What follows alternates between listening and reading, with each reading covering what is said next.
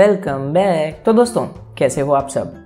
तो जब मैंने डार्क देखी तो मैंने सोचा इसके ऊपर कोई रिव्यू बना देता हूँ, बट फिर सोचा कि अब तक तो एक यूनिवर्सल फैक्ट बन चुका है कि ये सीरीज़ अच्छी है।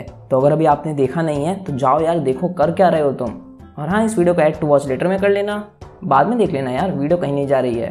तो मैंने इसका सीज़न 1 देखा था 2019 में, उसके बाद मैंने अभी लॉकडाउन में इसका सीज़न 2 देखा और अभी इसका सीज़न 3 आ चुका है। जितनी एक्सपेक्टेशंस थी उससे तो ऊपर ही गया ये सीज़न, और इस बात से मुझे काफ़ी ज़्यादा खुशी है। इवन मुझे खुशी इस बात से है कि अब इसे बहुत ज़्यादा एक्नॉलेजमेंट मिल रहा है और अब लोग इसे अप्रिशिएट कर रहे हैं और आखिरकार इसे वो अटेंशन मिल रही है जो ये डिज़र्व करती थी।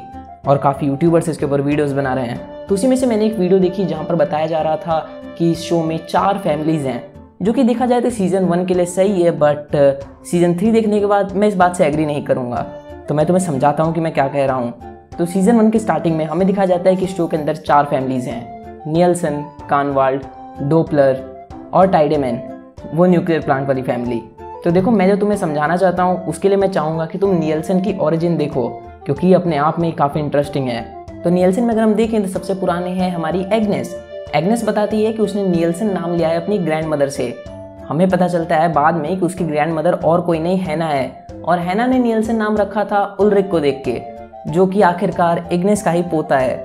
तो ये जो नियल्सन नाम है इसके भी कोई ओरिजिन नहीं है, ये भी ऐसे लूप में घूम रहा है।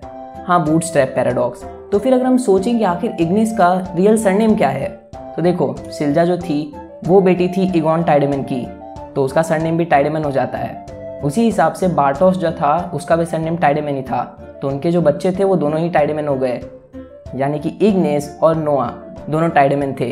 तो उस हिसाब से जितने लोग इस शो के अंदर नियल्सन थे वो एक्चुअली टाइडेमन ही थे, इंक्लूडिंग उल्रिक, मार्था और मिकल। तो मिकल जो है वो टाइडेमन है, यानी कि उसके बेटा जोनस वो भी टाइडेमन ही होगा। अब मैंने आपको बताया कि नोआ भी टाइडेमन था, और नोआ आगे जाके शादी करने वाला है एलिजाबेथ से, जिसकी बेटी होगी शार्लेट, तो वो दोनों भी हो जाते हैं टाइडेमन। और इसी हिसाब से हमारी चारों फैमिलीज़ में सब के सब टाइडेमन हो गए।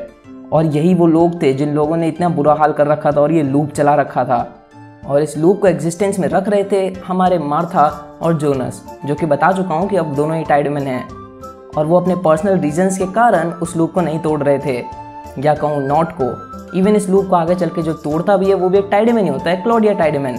और जब ये सीरीज़ ख़त्म हो जाती है तो हम लास्ट में 6 लोगों को देख सकते हैं, और वो लोग ओरिजिन वर्ल्ड में भी होते हैं। अगर तुमने ये बात नोटिस नहीं करी तो बता दूं, जब भी ओरिजिन वर्ल्ड दिखता है तो उसका एस्पेक्ट रेशियो बदल दिया जाता है। ये चीज़ मैंने इंटरस्टेलर में भी देखी थी, और ये काफ़ी ज़्यादा इंटरेस्टिंग है। हाँ, तो मैं बता रहा था कि वो जो 6 लोग हैं वो भी जिंदा हैं, क्योंकि एक्चुअली उनका इस लूप से कोई लेना देना नहीं है। फॉर एग्जाम्पल हैना, वो कोई टाइडेमन नहीं है।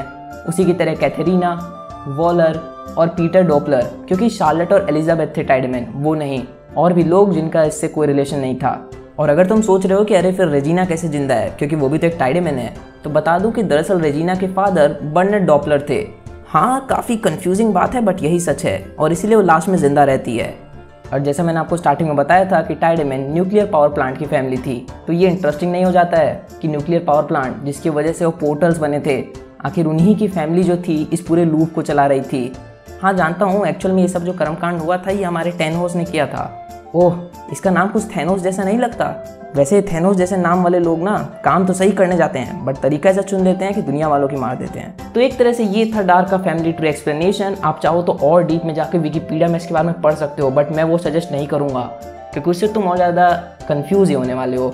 और आखिरकार इस शो की मेन चीज़ इसके रिलेशन नहीं है, बल्कि इसका प्लॉट है यार, वही इतना ज़्यादा इंटरेस्टिंग है कि तुम्हें इंगेज करके रखेगा। और अगर तुमने वीडियो पूरी देखी है तो डेफिनेटली तुम लोगों ने सीरीज़ देख रखी होगी। तो मुझे कमेंट्स में बताना तुम्हें कैसी लगी ये सीरीज़। मुझे तो सच में काफ़ी ज़्यादा माइंड ब्लोइंग लगी, और अब मैं सच में बहुत ज़्यादा खुश हूँ इस सीरीज़ के लिए कि आखिरकार इसे वो अप्रिसिएशन मिल रहा है। तो बस दोस्तों, आज के बस इतना। अगर आपको अच्छा लगे तो वीडियो कर दे लाइक, और हमारे चैनल को कर दें subscribe.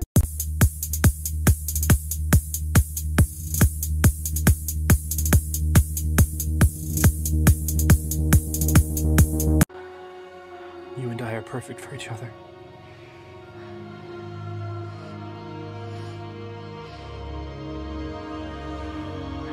Never believe anything else.